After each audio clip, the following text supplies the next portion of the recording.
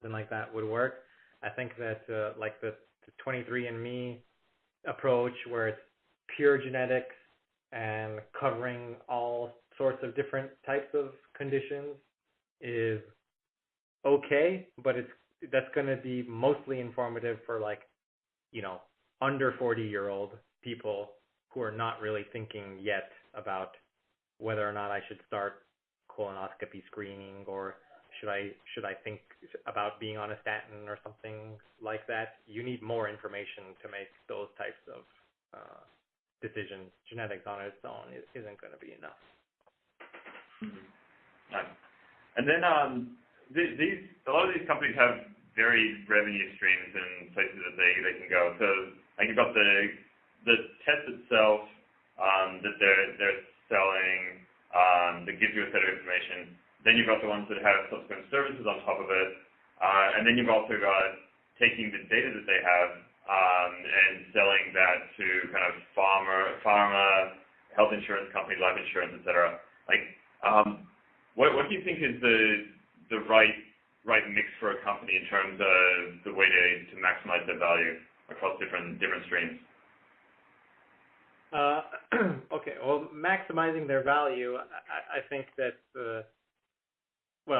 for now, I think that reselling approach that you mentioned, where you're basically generating a large data set, having people generate a large data set for you, maybe is another way to put it, returning useful information to them in return, and then going about and then selling the full data set to pharma, etc. I do think that that's probably the approach to maximizing value, but I don't know. I don't know. We'll see. I don't know how long that'll last. I feel like that there is a growing sort of concern about what's happening with people's personal data, and eventually that's going to come back and bite 23andMe in the butt, so to speak. I think at some point it's possible that people will get wise to this and realize that they can opt out of the reselling and sharing and all that, and they might start doing it. But then again, I mean, I don't know. No one really reacted. The reaction to like the Facebook stuff was pretty short term. No one even gave a damn about the credit score stuff, which I think is much bigger problem than like your Facebook data. So I don't know.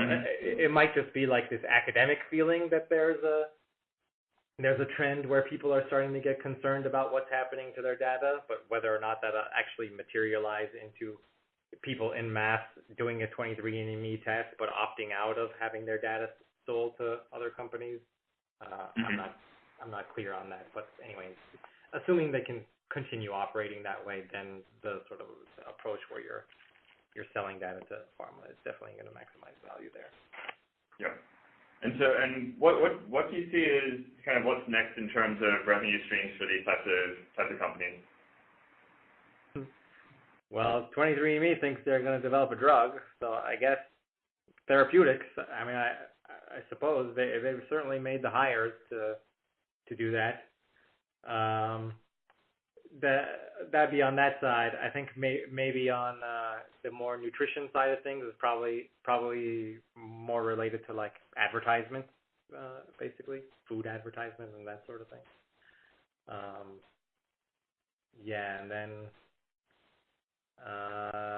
there is also, I would throw out another possibility is other companies coming up to empower people to sell their own data. I don't know whether or not this will work out or not, but there are a couple of companies now, Luna DNA, Nebula DNA, Seekster, I'm sure there's a few others, where they're trying to get people to basically aggregate their health information, either DNA or otherwise, put it on this platform instead of where they actually got the data from, and then they'll resell the data to pharma and get a cut of that